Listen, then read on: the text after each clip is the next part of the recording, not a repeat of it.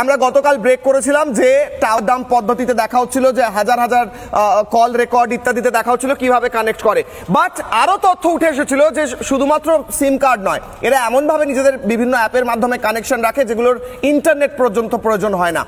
এরা কানেকশনও রাখছে নিজেদের মধ্যে, 3200 কেজি বিস্ফোরক বাইরে থেকে নিয়েও আসছে, মেডিকেল কলেজে বসে সেগুলো তৈরিও করছে, মজুতও রাখছে। পুলিশ কিছু জানতে পারছে না, না জানতে পারছে বলে আটকাতেও পারছে, কিন্তু খানিকটা তো হাতের এপার ওপার দিয়ে বেরিয়ে যাচ্ছে, যেমনটা বিস্ফোরণ হলো। বলুন স্যার। দেখুন, প্রথম কথা হচ্ছে রেট অফ সাকসেসটা 1%। এবারে কতগুলো আটকাচ্ছে সেটা কিন্তু আমরা জানি না, মানে national security rate of success যদি 1% হয়, একটা জায়গায় মিস হলে এত বড় একটা ঘটনা হয়ে যেতে পারে। সেকেন্ড জিনিস হচ্ছে যে এই যে তথ্যগুলো যেটা বলছেন যে হাউ দে আর কমিউনিকেটেড, আমি আপনাকে একটা সিম্পল এক্সাম্পল নিচ্ছি যেটা আমি ওয়ার্কশপেও দেখাই। আমি যদি আপনার সঙ্গে কমিউনিকেট করি, একটা হোয়াটসঅ্যাপে একটা গুড মর্নিং মেসেজ পাঠালাম, গুড মর্নিং মেসেজ মানে যে গুড মর্নিং একটা ইমেজ পাঠালাম, আপনি ইমেজটা দেখলেন গুড মর্নিং লেখা আছে, আপনি রিপ্লাই করবেন গুড মর্নিং।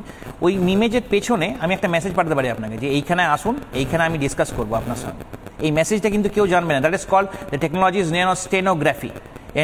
আমি তো বুঝলামই না, ইমেজ এলো আমার কাছে, আমার ফোনে একটা ইমেজ এলো, তার পিছনে মেসেজ গুড মর্নিং একটা ইমেজ পাঠিয়েছি আপনাকে, ঠিক আছে? আপনি দেখতে পাচ্ছেন গুড মর্নিং লেখা আছে।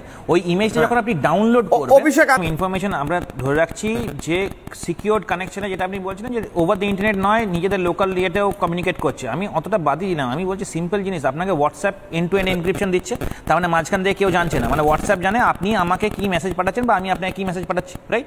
এর মধ্যে থেকে আমি আপনাকে গুড মর্নিং একটা ইমেজ পাঠালাম, গুড মর্নিং ইমেজটা আপনি ডাউনলোড করলেন, ডাউনলোড করে জাস্ট সিম্পল গুগলে গিয়ে নিয়ে আপনি সার্চ করবেন যে অনলাইন স্টেগনোগ্রাফি, স্টেগনোগ্রাফিতে গিয়ে নিয়ে আপনি ওখানে ইমেজটা আপলোড করে নিয়ে বলবেন ডিকোড, ওখানে কিন্তু মেসেজটা চলে আসবে যে আমি আপনাকে এইখানে ডেকেছি দেখা করতে। আপনি ভাবুন এই যে সিম্পল একটা টেকনিক দিয়ে কিন্তু কত রকমের কমিউনিকেশন হতে পারে, কত কিছু হতে পারে।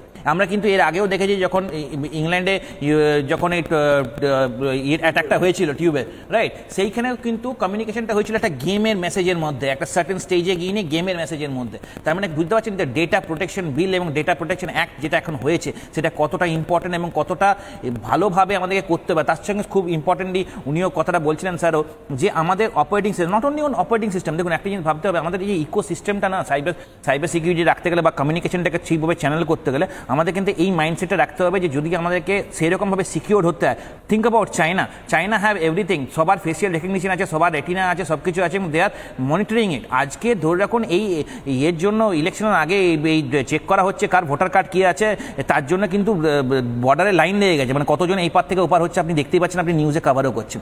এর মাঝখানে এই জিনিসগুলোকে পার করা খুব একটা কি কঠিন ব্যাপার? মানে আপনার মনে হয় যে বাংলাদেশ থেকে, নেপালের থ্রু দিয়ে বাংলাদেশ থেকে আজকে হচ্ছে না এই অ্যাটাকগুলো, এগুলো আর বেঙ্গল তো আঁতুড়ঘর ছিল, থাকতেও পারে ফিউচারে।